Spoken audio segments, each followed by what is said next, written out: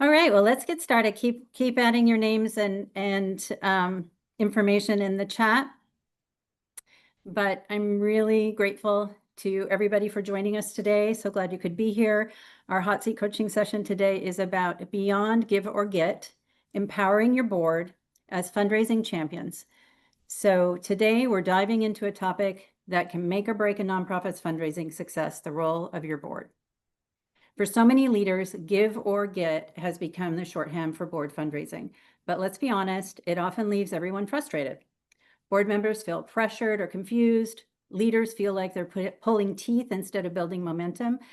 But your board doesn't have to be a group of reluctant fundraisers. They can actually become your nonprofit's most powerful fundraising champions when they know their role and feel confident playing it.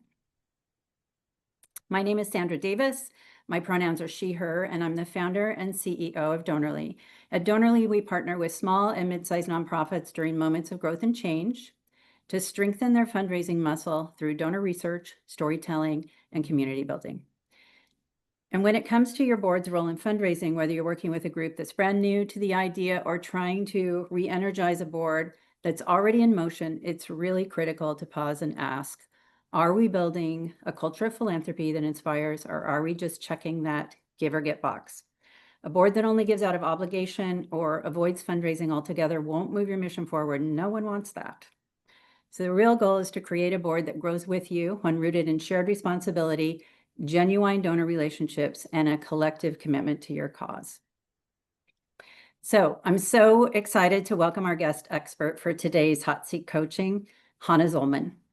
Hannah is the founder and CEO of Mission Driven Consulting, and she brings more than 15 years of experience helping nonprofits raise more money, strengthen their boards, and build the kind of infrastructure that makes growth sustainable. She's worked with organizations of all sizes to move beyond short-term fixes and instead create strategies and cultures that actually work. What I love about Hannah's approach is that it's not just about dollars raised, it's about empowering people, staff, donors, and especially board members to step into real leadership and become true champions for the mission. We're so lucky to have her with us today to dig into how we can unlock our board's potential as fundraising partners. Hannah, do you want to share a bit more about yourself before we dive in? Sure. Hi, everyone. Great to meet you all. Thanks for being here on this Friday. The only thing I'll add is that I like to think of my work as creating sustainability through a fundraising lens. Fundraising is the tool, but the bigger goal is really to build organizations and boards that can thrive for the long term. So delighted to be here, excited to answer your questions, and thank you for having me, Donorly. Well, judging by our prep session earlier this week, this is going to be a very lively conversation, and the hour is going to go by very quickly, I predict. Okay, so let's do a little bit of housekeeping. As a reminder, the call is being recorded. Before we move into questions from our attendees, we're going to take a few minutes to set the stage. In the second half of today's session, we'll dive into both live and pre-submitted questions, so feel free to drop yours in the chat as we go. Our colleague Weston, Wave Weston, he is here today with us. She's going to help us monitor the chat, and she's going to help us work through as many questions as we can. So when we go over your questions, we'll invite you to come off mute, introduce yourself, name, pronouns, title, and organization, and state your question. And then Hannah and I might have some clarifying questions, and then we'll process your question with you. And for the full group, feel free to put follow-up questions or comments and responses into the chat too.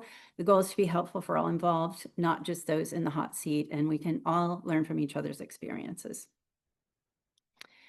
All right, so before we jump into audience questions, let's start with the board basics. So what does it mean to be a board member of a nonprofit? What are their standard responsibilities and expectations? Hannah, can you walk us through that? Absolutely, Sandra. This is a great question. This is one that we get all the time. So at the most fundamental level, board members are stewards of the organization, right? Their role is to protect the mission, to ensure strong governance, and to keep the nonprofit financially healthy. That comes down to three duties, which legally and ethically, right? Duty of care, so making thoughtful, informed decisions. duty of loyalty, which is putting the organization's interests first, especially over their own, and duty of obedience, right? Ensuring that the nonprofit stays true to its mission and obviously complies with the laws. And in practice, that translates to some very clear expectations. Things like showing up to board and committee meetings prepared, providing that strategic and fiduciary oversight, right? Reading your budgets, don't just and financials, don't just rubber stamp them. Making a personal financial contribution and bringing in resources. And resources isn't just money, right? Time, people, things like that.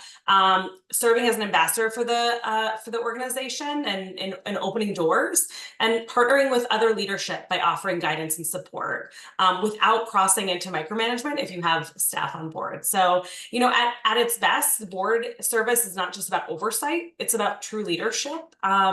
We want board members to be there to champion the mission, to bring visibility, and obviously to help ensure that the organization is positioned for the long term.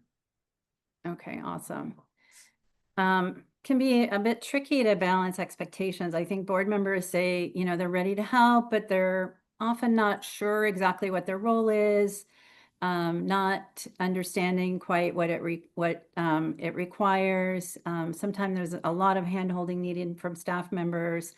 So how do you help organizations clarify for the board members what the give, get, and do really means for board members and help them feel confident and motivated? Absolutely. So I love to think about board service in kind of two buckets. One is the collective role and responsibilities of a board, as well as, the individual ones, right? Collectively, we just talked about those three duties and obligations, right? Duty of care, duty of loyalty, duty of obedience. Again, setting strategic direction together, approving budget structure, making sure the organization is the accountable director. But individually, each board member is showing up with their own commitments. And that's really where the idea of give, get, and do comes in, right? Give is pretty obvious, but just to go through it again, give means making a personally meaningful gift, right? Depending on the organization, depending on, your budget, your people who are sitting around the table, the amount may vary, but the frequency may vary, but the goal is really 100% participation. The get in give, get, do means helping to bring those resources, again, opening doors, making introductions, could be hosting a gathering, could be fill in the blank, right? But really bringing others to the table beyond yourself. And doing really means showing up, right? Not just, and I saw a question in the chat that I was excited to see because it's a great question, but it's doing the work, serving on committees, attending events, thanking donors, being that ambassador. And the real piece around this is like turning those expectations into action, right?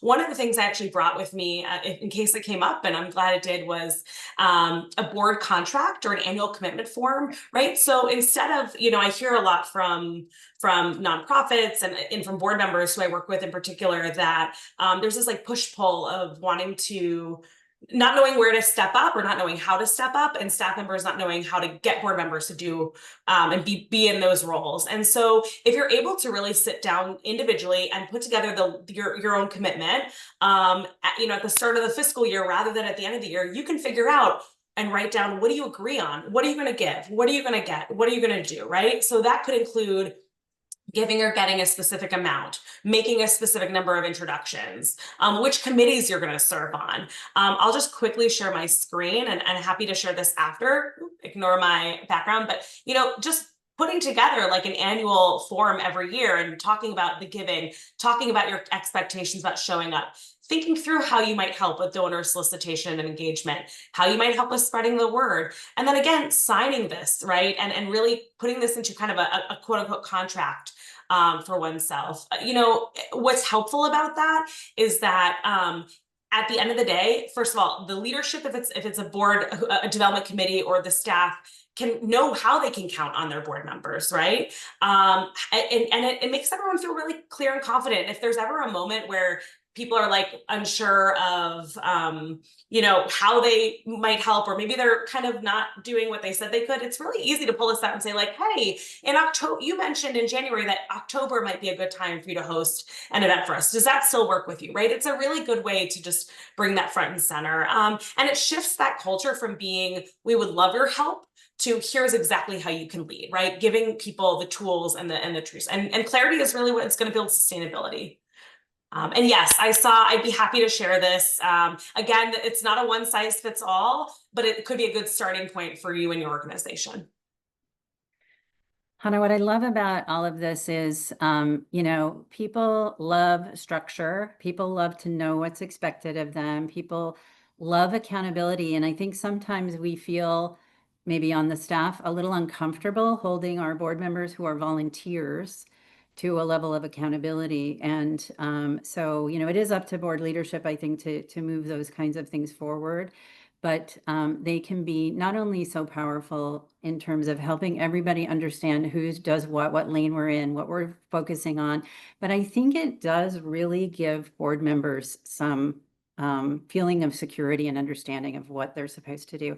I have heard board members over the years say too many times, I was brought onto this board and they told me X, Y, and Z, and that's not what they asked me to do today. And so to be able to have that yearly moment of here's the kinds of things we'd like our board members to do and like you to participate in. Which ones do you want to? Great.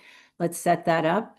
We'll be calling you about this and that. And I love the idea of having this signed document and then have it be something that you look at periodically, maybe quarterly, something like that. And if you have a governance committee, that's a great committee to kind of take responsibility for And that it's, kind of thing. Have you seen yeah, it?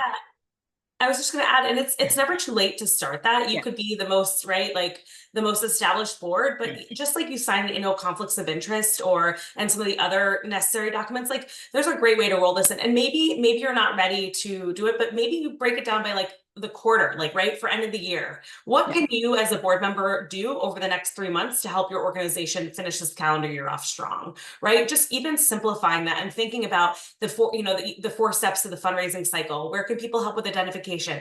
Where can people help with cultivation? Where can people help with solicitation, stewardship? That's all part of the fundraising cycle, right? We think that fundraising is just solicitation, but really it's a moment. It's one moment in a big process. And especially when you start with that piece of helping board members get in where they feel most comfortable, it's a lot easier for the next year to say, hey, I know that you were so successful doing X and Y last year. Would you be willing to stretch a little and try this? I'll be here. And again, that also helps on the development side. If you're mapping out your year to know, like, okay, I have all these board members who are willing to do thank you calls. I need to build in time in my own schedule to make that, or I need to find another volunteer to do, another piece of it. But it gets everyone on that. I love what you said about accountability and organization, especially right now in this world. Like knowing where you can show up and how you can make a difference is why people join boards, and we want to keep reminding them of that. Right. We want that people don't join a board, to go to a meeting once a quarter. They want to, people want to do something. They want to participate, and we need to facilitate that and make it clear for them to make it feel and be successful. And I love what you said about asking board members to stretch or consider a stretch, because if you've discovered that you have a board member who's really good at cultivating or stewarding a relationship, but they haven't yet participated in a solicitation, and maybe they would be a good second to go to a lunch or coffee with a donor, and they can watch you or the director of development or the executive director at work actually making the ask, but they can be there to talk about what the organization means to them. And that could be a really powerful kind of next step for folks who are a little reluctant about the ask itself. One of my favorite, and I know we need to move on, but one of my favorite things is when board members say, I don't like fundraising. I don't do fundraising. I don't do that. And I always love that moment. And I hate to make it like a got you, but after we've had a successful donor lunch, or they've, sent out an email that's brought in a large gift, or whatever that fundraising moment, I love going back to them and saying, well, like you actually just fundraised, like you're doing it, right? And again, I think when people, it's building that confidence, it's building that partnership, it's building that comfortability, and helping them be authentic, right? Like people give to people, they don't give to organizations. And so helping people connect with others and making it accessible and comfortable is really like, it's our goal, and that's going to make our lives easier. So we're not chasing board members left and right. Right. And I always say that if it's done right, fundraising should be joyful, and it truly should be every step along the way. And it's not as hard and mysterious as you think, but people need to understand exactly what it is. So that's our job on the staff or as consultants to help board members do that. Okay, Weston, I'm going to pass it over to you to guide our hot seat section here, and let's see what we got. Great. Thank you, Sandra. To get us started, just so everyone knows, we asked for some questions before this call, and a few of you, I can see you already on the screen. We'd like to invite up to come off mute and on camera and talk directly to Sandra and Hannah. As we're all talking, if you have questions, comments, if this inspires you to ask something about your organization, feel free to drop it in the chat, and we'll do our best to bring you up to ask the question. Sounds good? Awesome. So to get us started, I would like to invite up Beth Lewis from Portland Opera. Beth, I see you're already on camera. Would you mind coming off mute and presenting your question to Sandra and Hannah? Yeah. Hi, everyone. Thank you. So I'm going to provide a little context and then ask my question. And already, you've already given some amazing tips and tricks, but I am 4 months into my role as Director of Development with Portland Opera in Portland, Oregon.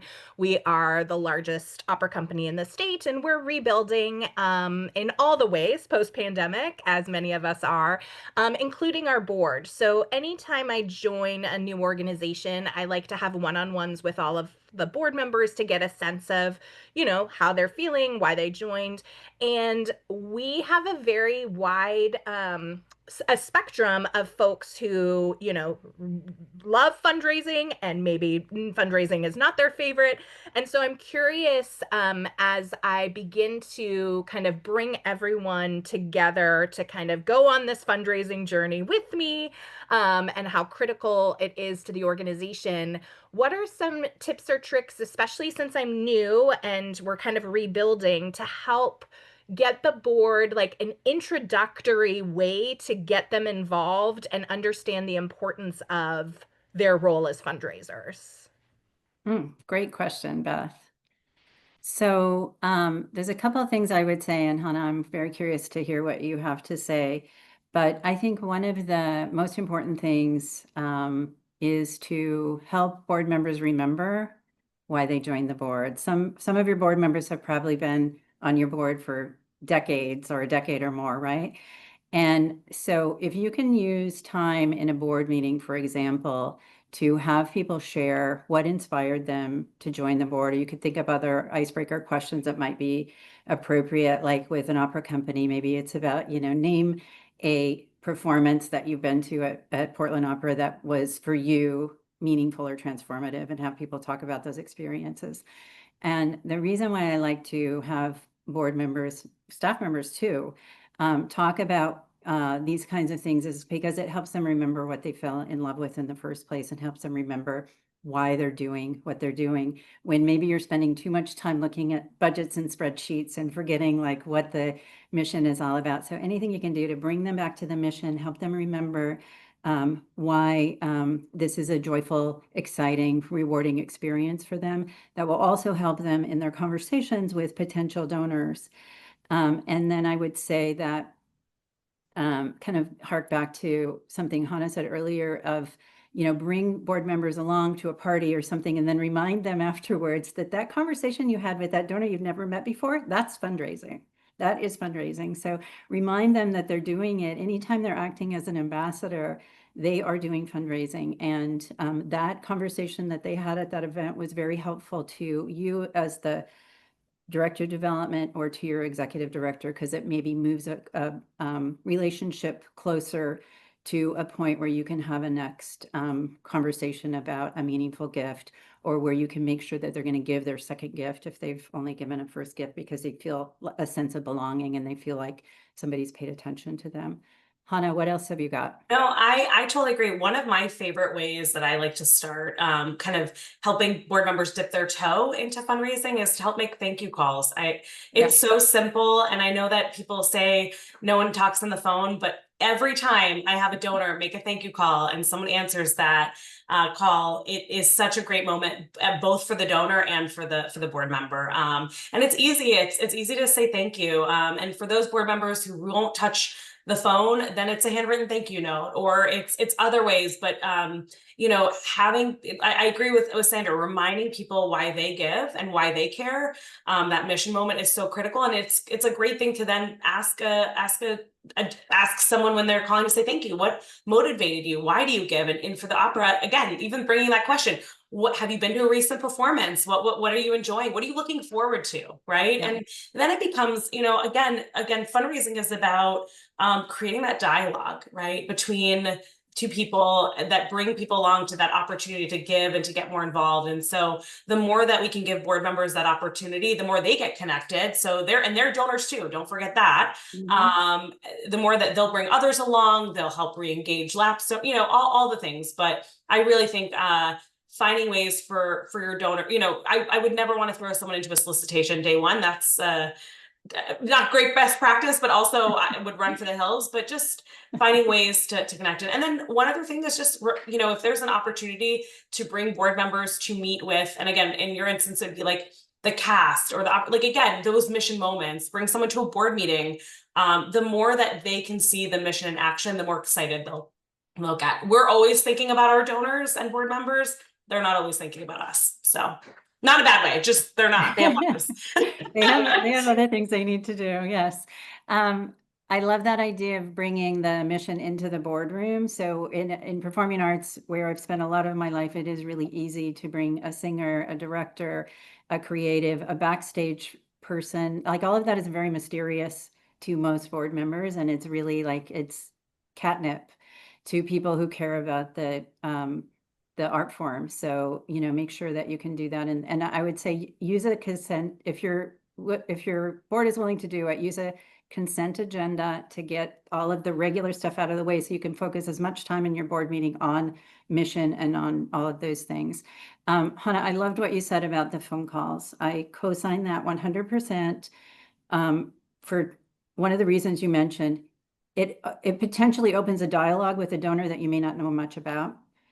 A voice is something that we as humans respond to, even if it's in a voicemail, we respond to it so nicely. Having somebody say, hi, I'm on the board and I wanted to call and thank you is really meaningful for donors. I've heard so many times from donors, I can't believe a board member called me, you know, for a first gift or something. It's really meaningful. They don't forget it.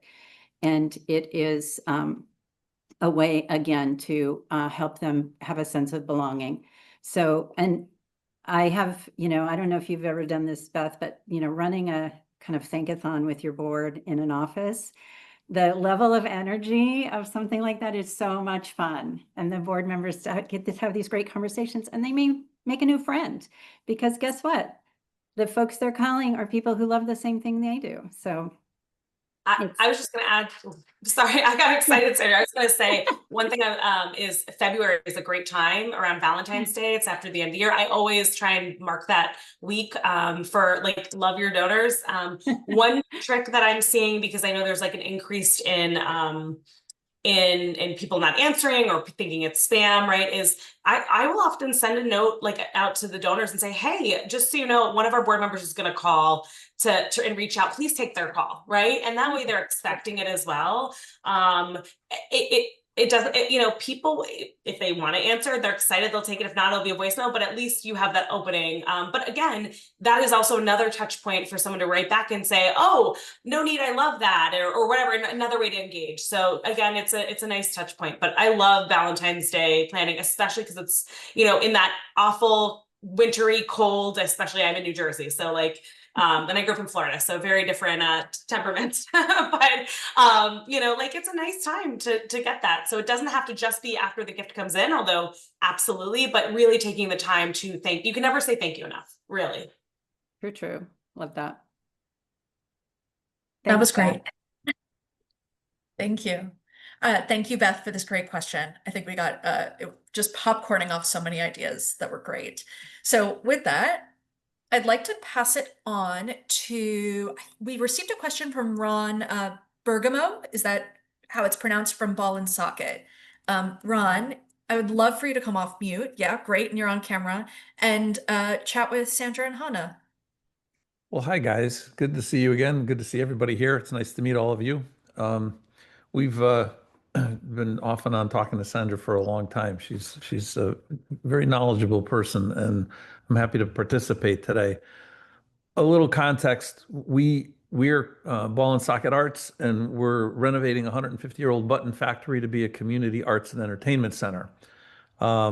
It's kind of a difficult job in that it was also designated a brownfield site, which means there was all kinds of contamination and other things that had to be cleaned up.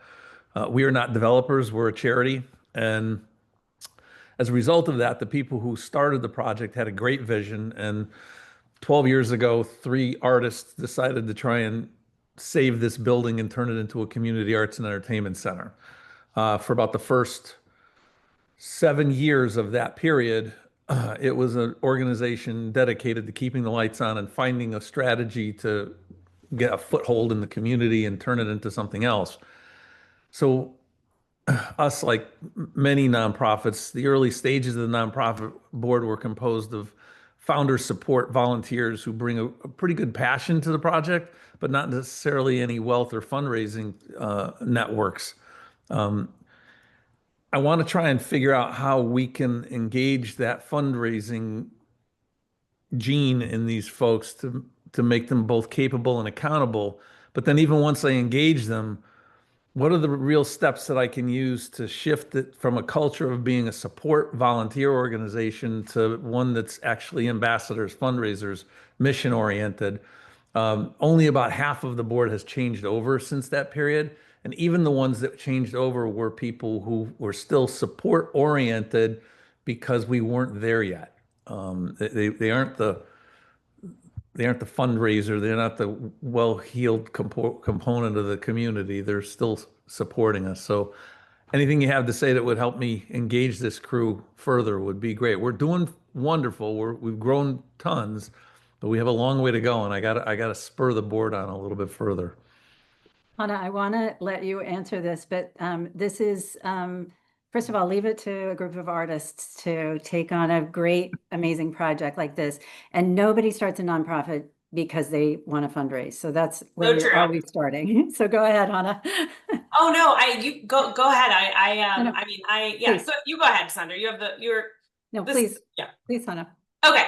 I was just gonna say that I think that we often think of people like, Sandra, when we were talking, we talked about our own board service, and we both serve on lots of different boards in different capacities, different ways. And I think a lot about the boards that I've served on, where I've either been in that shoe, right, of the founder bringing others along and then being able to move the organization to the next chapter. And I think we always think that people don't have let me take a step back and say there are the 5 T's, and it's like very cliche as a consultant to say this, but the 5 T's that people can give, right? Like their time, their treasure, their testimony, their ties, and their talent. And those are really important resources that we bring. And when we think about it, I like to say it's not just about who you know, but who you know knows, right? So like not that 1 degree that the board member has in their circle, but who do they know? So really sitting down and making time to treasure map together. There is another great consultant, Joan Gary, who I love and have been reading her stuff for years. And she has this great exercise that I like to pull out at board retreats that literally goes through like, who do you send holiday cards to? Who did you last have dinner with? Who's in your book club? Who's your faith? And just even making that list. And again, it may not be those people that are on that paper, but who do they know, right? That extra degree. So I hear you on the board and fundraising. And I think, again, think about how people can show up.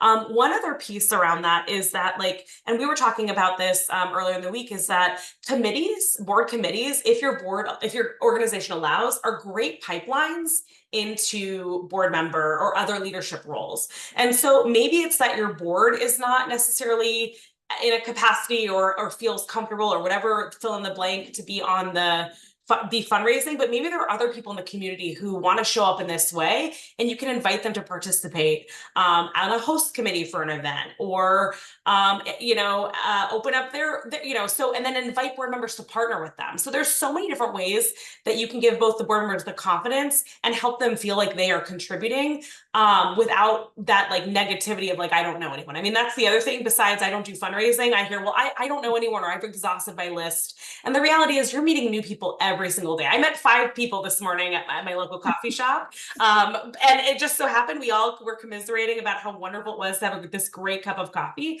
And like that alone is just a way to like keep expanding your network. So again, I'll turn it to Sandra because I have so much to say here, but I really think that it's never about who you know, it's about who you know knows, if that's your one nugget to take away.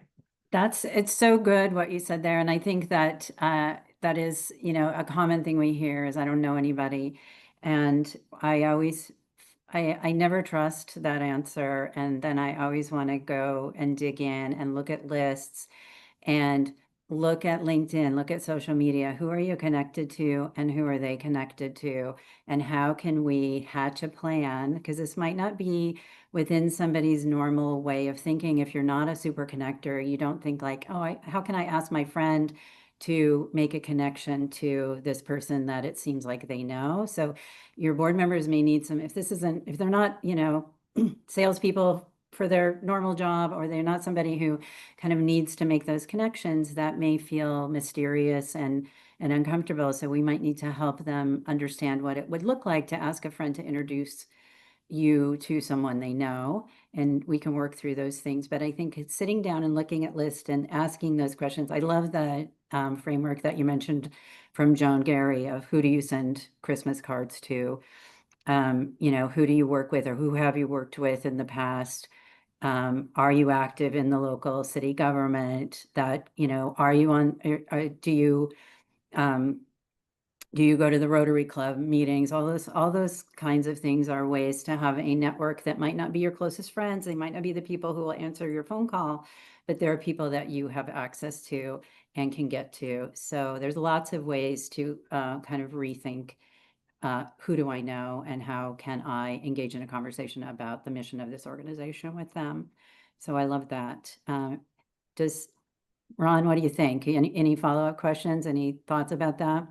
Yeah, I think all of those apply. I think even when you get at the lists, it's an interesting, as we've gotten at some of those lists, and we do have committees, and we do have people that in a very robust volunteer network. We're doing fantastic in that regard. Even with those connections, I find it difficult for those board members to go and talk to those connections that they have about the storytelling that they need to do. Mm-hmm. And part of it is the culture that they may have come from. Part of it is that, professionally, they've never had to be in front of a bunch of people and storytell like that. And sometimes they're just shy, but they're very supportive, right? So part of this is acquiring the list from them. And I don't know how you guys feel about this, but because there's only so many hours in a day, but I feel like you almost have to kind of put a partner with them, perhaps. Well, that's Yeah. Ron, I was about to say that. What I was going to say too. Get them over that next hurdle to Yeah. have the partner go with them to talk to some of this stuff. Yes, It's like you set 100%. us up.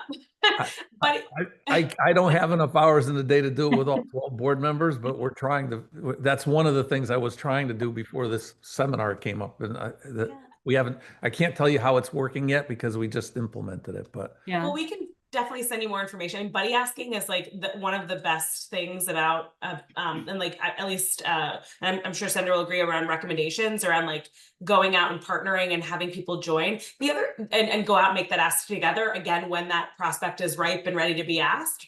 The other thing I'll add, a lot of times I'll hear from board members, I'll make the introduction, but I don't want to be the one making the ask, right? It's too close, or I know someone, and so again, reassuring them and saying, listen, all I'm asking you to do is to introduce us. And then I'll work the magic, right? Or we'll work together, right? You do what's most comfortable. It goes back to that in the beginning of like, where do people feel most comfortable? When they are most comfortable, they're going to show up for you.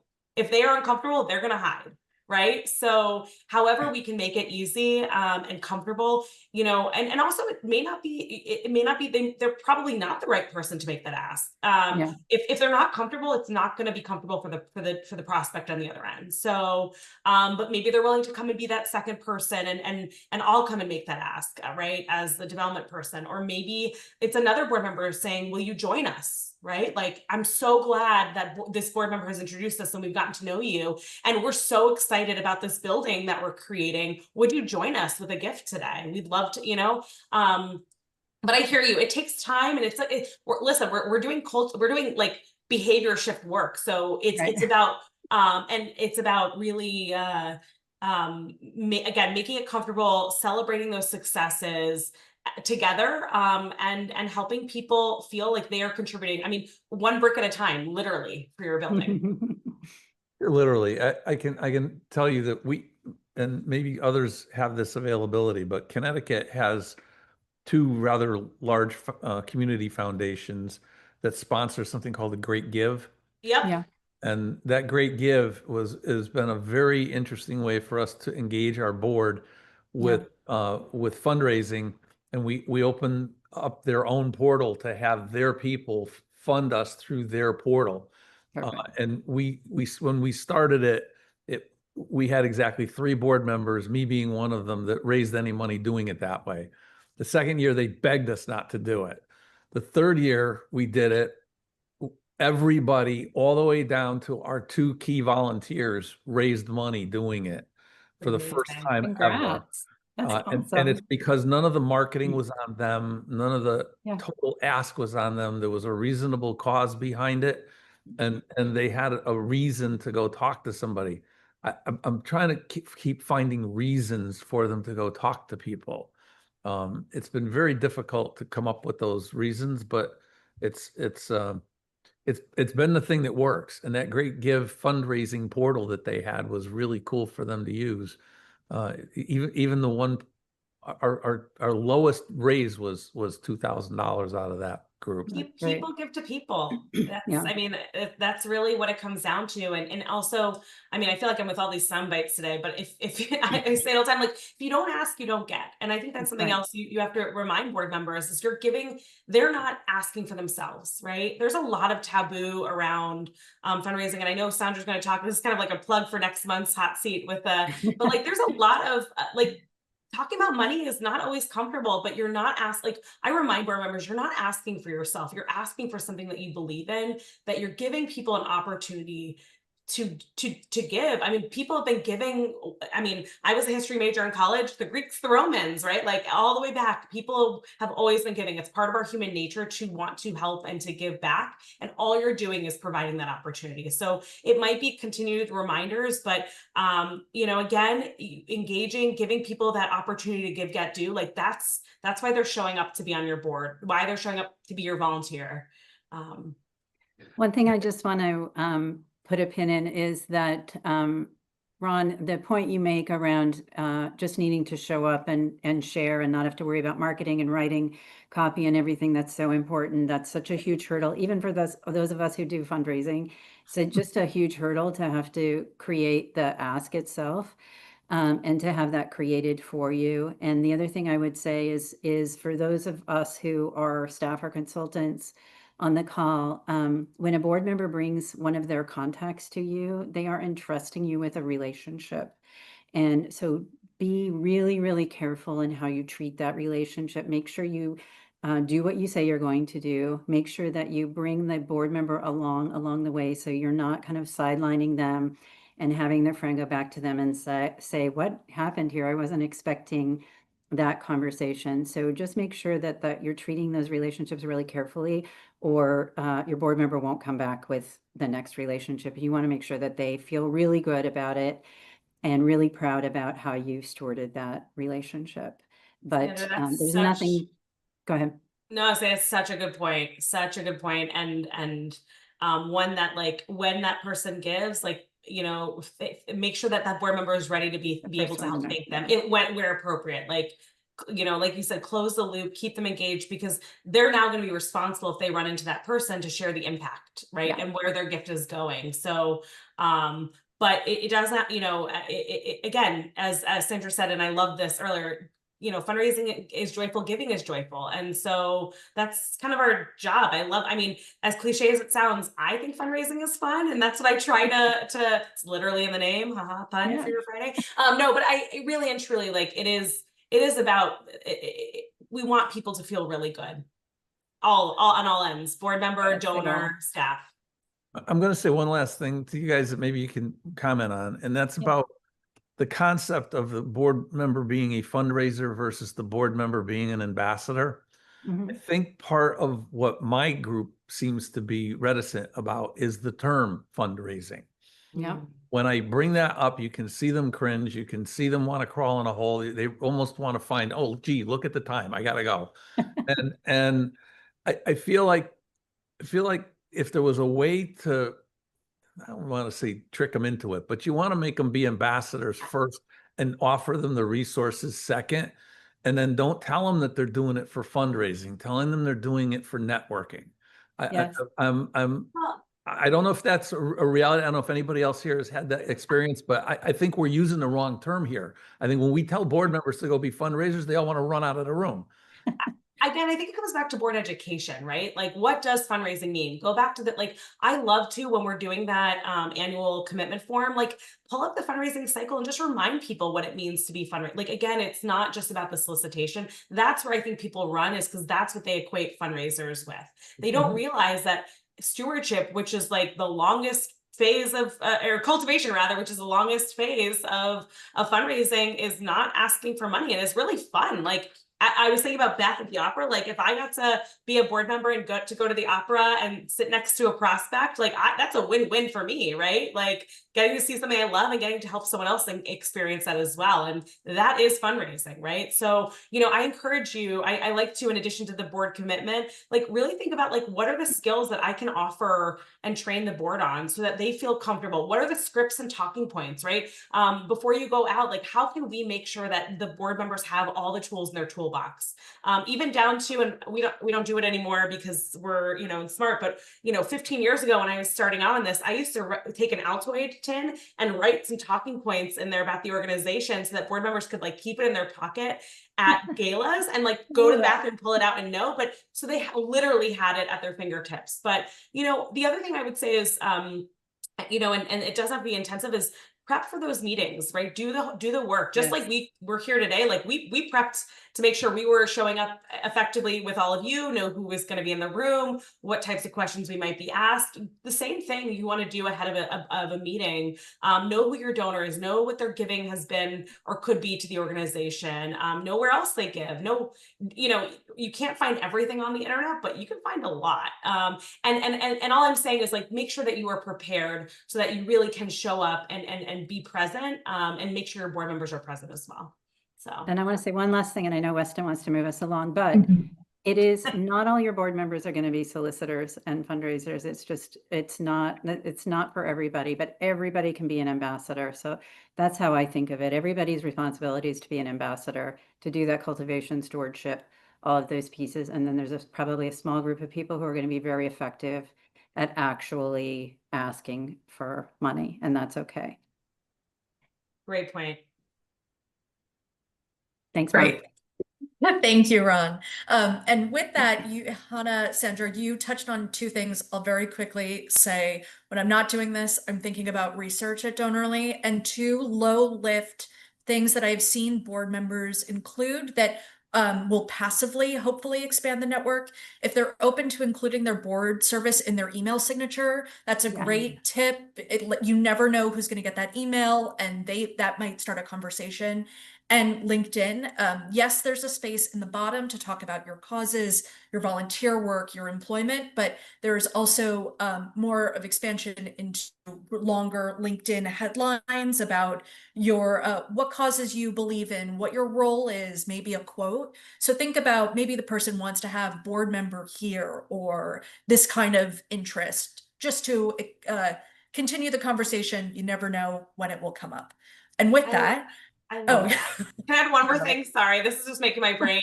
sure, yeah. If you haven't, a lot of times organizations, especially I worked in the DC area, pins were really big. So having the logo, and board members could wear that with pride, and then it's a great talking point. And then again, this may be outdated, but business cards. Oftentimes, I've made business cards for board members so that when they're out and they're literally, I used my my coffee example this morning. I was talking. I'm on a board of a local nonprofit incubator retail space. I have board member cards. We were joking, and I ended up again giving 3 of those cards out this morning at the coffee shop because it just came up naturally in conversation. So I just want to offer that. It's a simple way to help board members again physically have the tools to have these conversations, and then just make sure that they come back to you with who they met. Great. And with that, so we're almost short on time, but I want to welcome this great question in the chat from Thomas about celebrating and thanking board members. So Thomas, would you mind coming off mute and asking your question? Yeah, of course. My name's Thomas Catino. I am out of South Orange, New Jersey, and I'm on a board for a local sports team here. We're not affiliated with the school, so we do all of our fundraising and strategy in-house. And I go to meetings, and I hear some of the things that Hannah's talking about, where we have people come in, they do their fundraising efforts, they do the plans that they've set out to do for the board. And I'm wondering how we can thank them or celebrate these accomplishments that they completed what they said they were going to do. Especially to get them engaged when the next season comes around or when the next year comes around. Sandra, I'll let you start with this one because I started on the last one.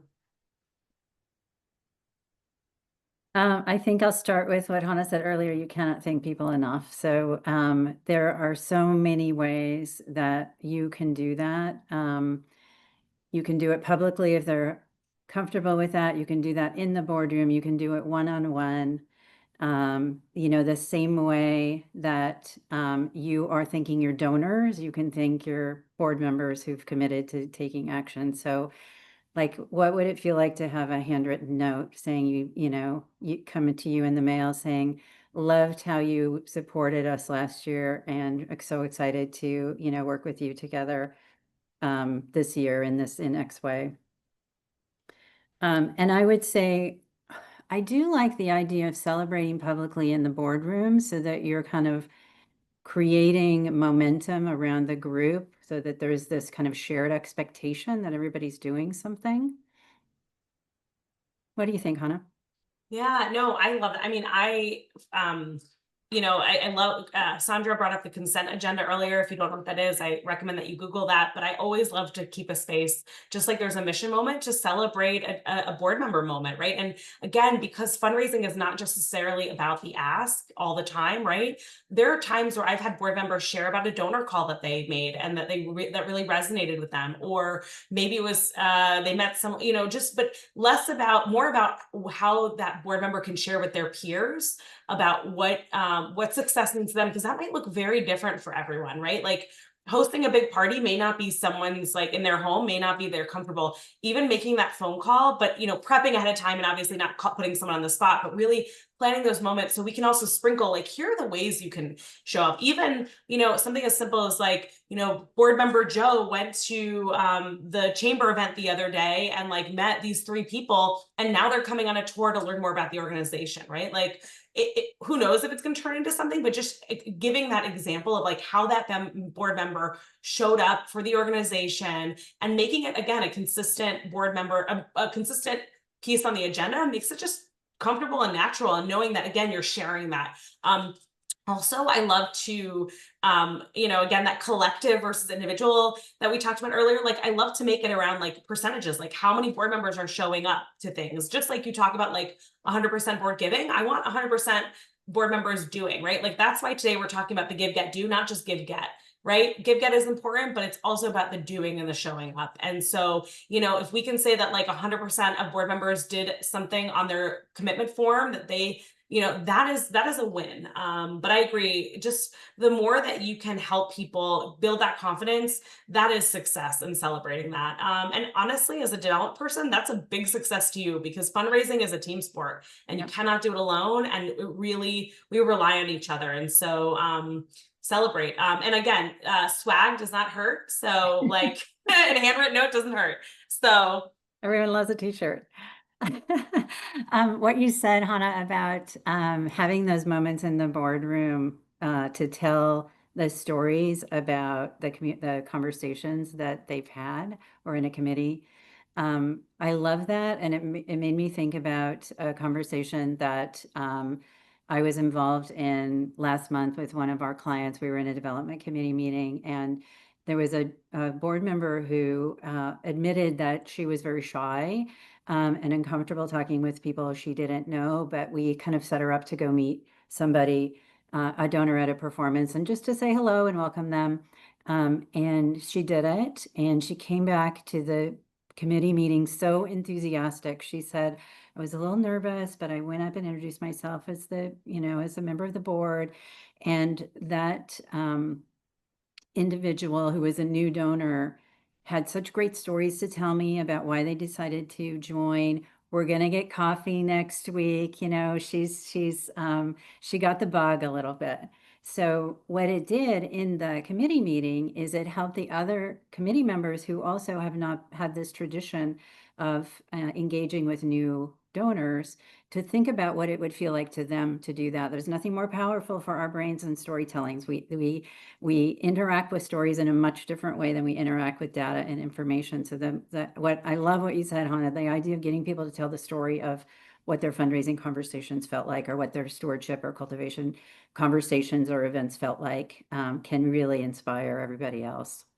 And also, I mean, this is such a silly thing, but I often like to ring a bell, like a physical bell. It sounds silly, but it just, people get excited. And making it fun, celebrating. I was working with a local foundation, and we brought champagne and sparkling cider to a board meeting to toast together the success of hitting a goal together. Like, we're all people, and we want to be in community together. So, again, whether it's individually, if someone is not, wanting to be shouted out publicly in a board meeting because that's not comfortable, obviously don't do that.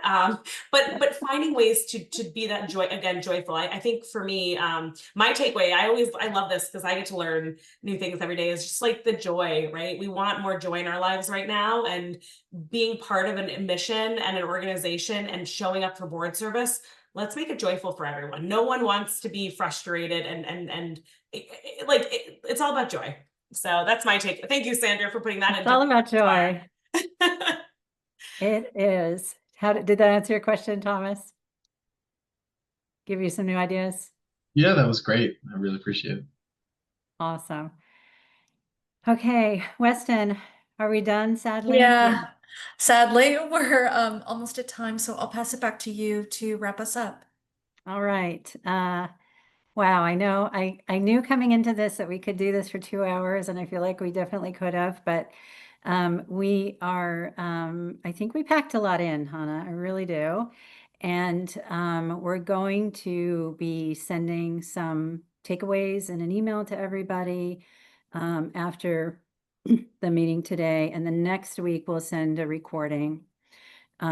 So thank you so much, Hannah, for joining us and for sharing all of your wisdom and great ideas. I learned something.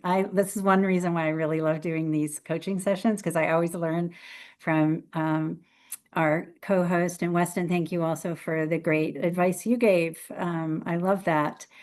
There might be a blog post in our future about all of this.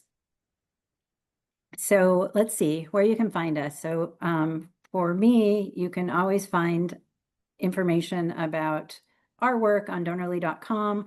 We're on all the socials at @_donorly. And then I'm pretty active on LinkedIn. So I know people RSVP'd on LinkedIn. Hopefully we're connected, but I may just check in with everybody here and get connected on LinkedIn if we're not already connected, because that's where I love to spend some time. And Hannah, where are the best places for people to connect with you? Sure. I think I'll drop it. Oh, Weston already got it, dropped in the chat. So I am not as active as Sandra on LinkedIn. I'd love to connect with all of you. I'd love to answer your questions. Please reach out. It's not just me. I have a wonderful team as well. And you know, if however we can help connect. I also want to flag, and this will come in the follow-up email, that our team is hosting a free webinar on building sustainable mission-aligned corporate relationships. So we'll share that Zoom out. It will be next month. But really and truly, it's just a joy. And if any of you have the opportunity to serve on a board, I encourage that. And one other just little plug, because it's really important. For those of you who live in the United States, we have a really important election coming up. I'm actually running for our local council member seat. But I really encourage you to use your voice and show up to vote, and encourage others as well. Tuesday, November 4th, put it on your calendar now, make your voting plan. Super important to use your voice. So I just wanted to put that plug, even though it had nothing to do, but everything to do with nonprofits. It does. Thank you. Thank you for that reminder. And thank you for participating in local politics. There's nothing more important than that. It's great. Okay, so we'll share all this contact information. You've got it in the chat, but we'll also share it in an email. And Hannah, I'm going to have to sign up for your webinar. That sounds great. It'll be one day before our next hot seat coaching session, which is on Friday, October 31st. And I'm really, really excited to talk with my friend and colleague, Allison Rabbit, who is here, I think, of Rooster Rabbit Consulting. And we're going to talk about, I cannot wait for this subject. We're going to talk about taking the fear out of fundraising, a classic. So I can't wait to take that on. So we're doing that on October 31st. So, you know, come dressed as in your scariest Halloween costume for that. And we'll talk about fear and fundraising and disconnect the two of those. So I hope we'll see you there. Hannah, thanks again. This was so much fun. I really enjoyed it. And this is a great way to kind of roll into the weekend. I love these, and look forward to staying in touch with everybody. Take care. Enjoy your weekends.